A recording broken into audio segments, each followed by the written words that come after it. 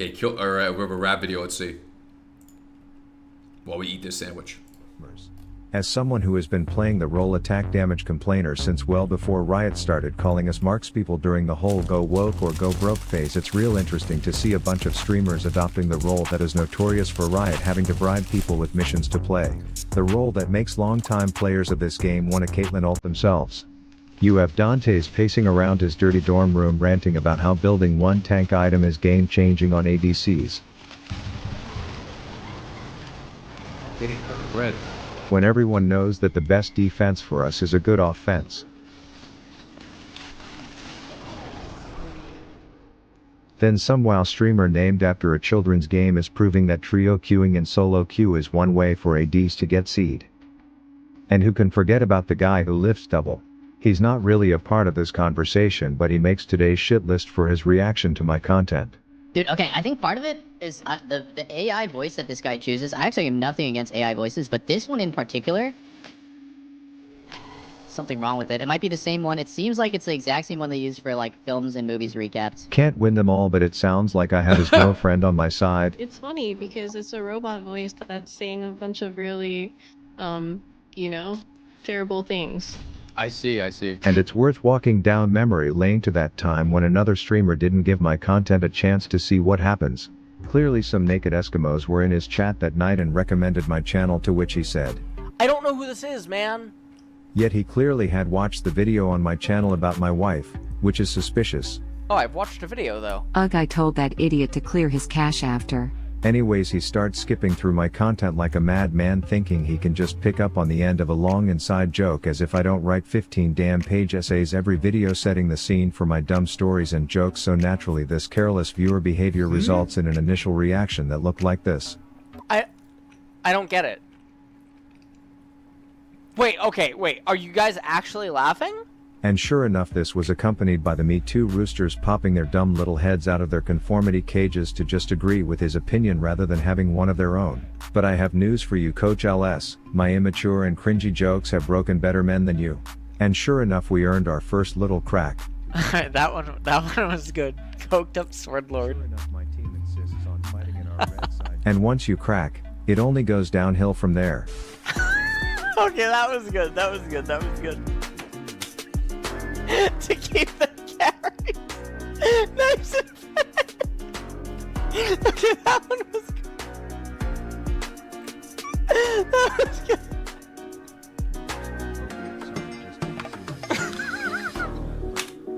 Nice.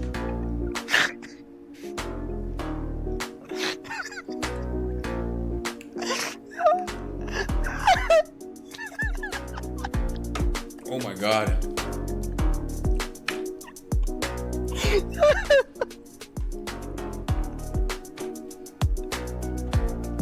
Okay, that one's good. That was good. Oh my god, that was good. And the Me Too roosters were sure to follow. So now I would like everyone to know that no matter if you are a little kid or a grown-ass man or a hard-stuck feeding Felicia or a professional player or a total jokester or the defending champ of the Mr. Serious contest every year, I will find you, and my content will eventually break you. That said, to their credit and the credit of other streamers, they are climbing in this role, but this is a full-time job for them. One they take very seriously. Damn it, they ban young Fappy Steamo. Yes, baby? I do want to go with you, baby, but... You know, like I gotta work. For those of us that this game is just a hobby, like gaslighting vegans into eating real meat or buying jewelry insurance only to quote-unquote lose it, we don't have the luxury to try and climb on a class of champions who rely the most on levels while playing in a lane that makes you level the slowest, which is why secretly for years I've been off stream grinding a mage bot only account that has reached the tops of the top to prove that having burst utility, diverse build paths, defensive self-peel and more all by level 3 is much more effective than getting ganked, with this being the only thing in your kit to protect yourselves. So please subscribe and I will show you the secret sauce in action from a few recent games. The first champ I like to run is AI Elsa from Frozen, because paired with a support that brings any level of CC you can make a bitch rooted deeper than a weed, and then you pull that bitch, which in this case ends in an awkward stare down between me and their resident right clicker. The original plan was to calm my jungle down, then start chanting "Who let the dogs out" to spark some confusion in her, which would then poetically make sense in a painful way for her, but then I said fuck it and just killed her myself, to which my jungler put some punctuation marks on the map to voice that sharing would have been caring, but I could give a shit. Anyways, as an ADC, sure, you could see a support run back to lane and zone them out, maybe fire a jinx potato at her, but as a mage I can just hit a titty teleport and then Austin Powers the shit out of her, and I'm sure if she could talk she'd be saying fuck this guy for not playing a meta champ that is typically useless at the 7 minutes mark, but of course she can't because she's mute and in this case deceased. This leaves the enemy treating bot lane more like a tag team match instead of a duo experience, so I pepper the ADC a bit like I'm seasoning a filet mignon, and then I flash freeze that bitch before requesting she deep fry herself back in base.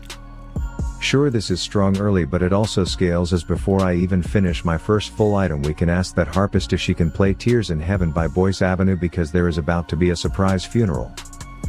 Seeing as I'm ranked 16 in the world, you would think a challenger support would learn their lesson that unlike an ADC I actually have a gap closer, but that just shows the level of elo inflatedness of enchanters in this ball cuffers and e-girl friendly game. Anyways, a wise man would say freeze wave and punish here, but why freeze the wave when I can freeze a Sona for the 12th time before saying sticks and stones may break my bones but tower shots can lick this popsicle, as I then take the tower chase down that flailing fucktard once more, and by 15 minutes that's really all the enemy team has the patience to endure today, and that's typically how they go. So a second champ I like to play only if I can. Bot lane and instantly starts winning games. Instantly, after playing 80 carry, playing real 80 carries, goes mage and wins instantly. How are mage bot lanes even allowed in this game? Tyler 1 abuses it too? Does this even count if you're climbing playing this cheese shit?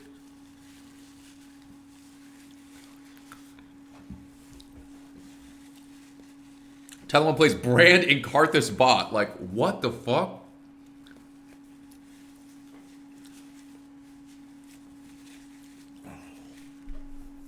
Convince my support to be the peanut butter to my jelly as Ziggs.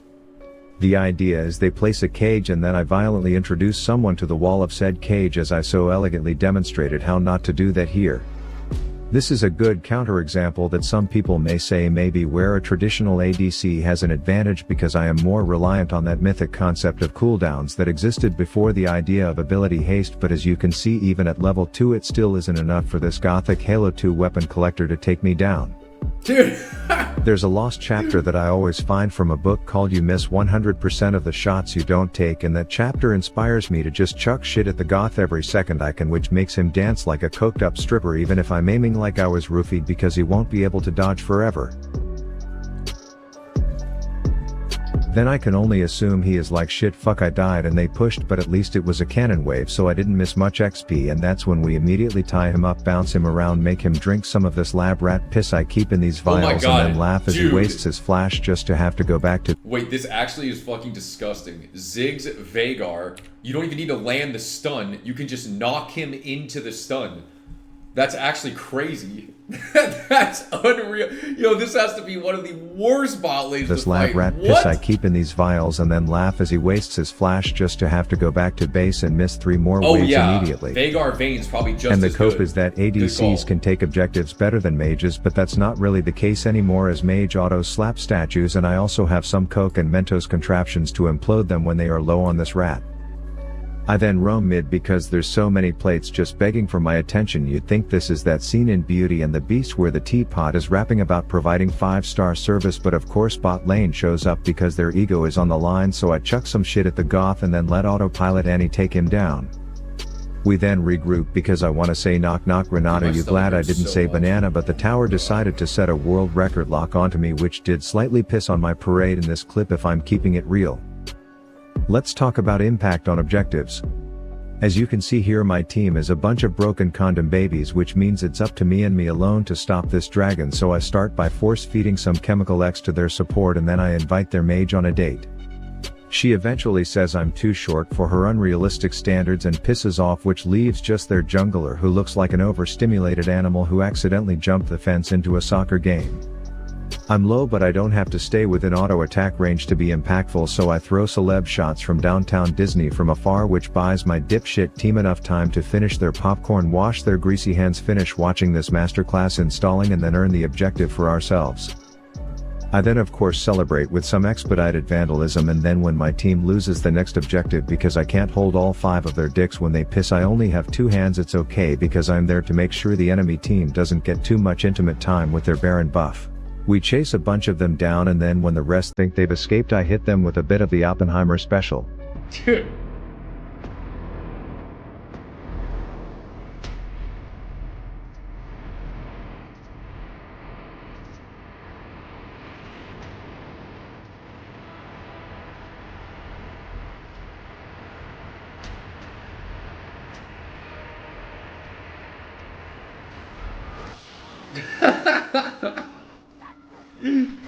I will say I was dealt a fucking cruel hand in this game when it came to some of the teammates God chose to bestow on me, so I hedged my bets by taking down as much real estate as I could in my downtime. I did this because in solo queue you can always count on some dipshits to not follow calls and make the wrong play at the wrong time, but a rank 16 mage bot who has been playing this game long enough to watch X-Pekka do this against SK Gaming in 2013 knows exactly what the right play is in this case.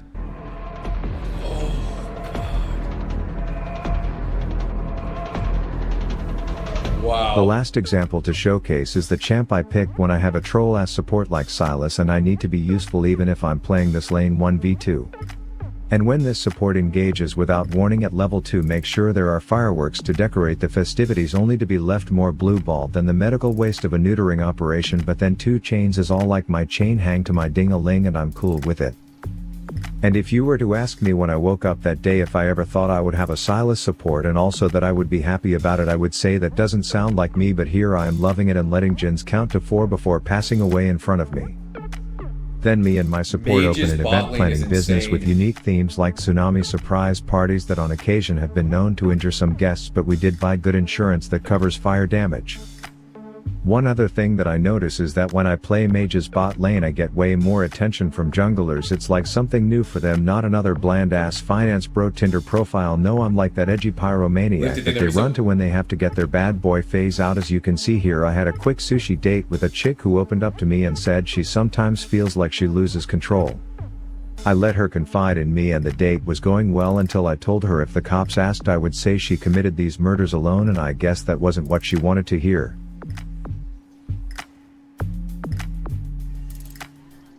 Heading mid and I heard my support humming the beat to the famous Broadway song Anything You Can Do I Can Do Better as the aerial fucks a set into tower and lets me roast some marshmallows over his sizzling corpse for the assist.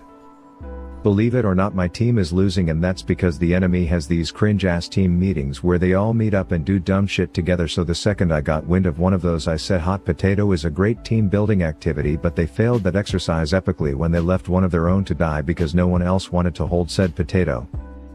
When objectives are up I spare no expense to make sure the environment is comfortable and not fishy smelling for my co-workers. If midget emos are in the area trying to be Debbie Downers around my team who need to be in the right mindset for a comeback, I make sure to promptly uninvite them. Is hot potato actually a team building exercise? I guess that would be, right? If that's a real, is that a real thing? DJ, didn't I resub? Saw an ad, thought my life was over for a second. Haven't seen one in months. Because you would need someone else to grab the potato, otherwise that person just gets burned. Them from the party. Then normally at 30 minutes into a game, if a grown-ass set gets in range to ult an ADC, it's pretty much toast for them, but for me the experience is a bit different. And because I have build diversity in this one, I'm doing a double dot setup like a little sizzle slut who likes to slow cook his sushi before letting it burn in the background while he is busy tending to other important issues. Anyways, the enemy team gets a bit desperate typically, as they definitely don't make a comeback in this one, so I will just show us winning and me getting promoted to challenger from it. So remember to subscribe and brush your teeth tonight. Rav out. Challenger off that? Pete, did that resub? Teggles, did that resub? Yo, these last 2 games have been terrible for me, but I think maybe I'm in so much pain that it's affecting my gameplay. Varx, did that resub? Rav is higher ranked than you? I thought Rav was gold? No, he literally got challenger once he started playing Mage's bot. Literally changed everything for him. Oh. Oh, God. Guys, think like sus or be sus, man. That's crazy.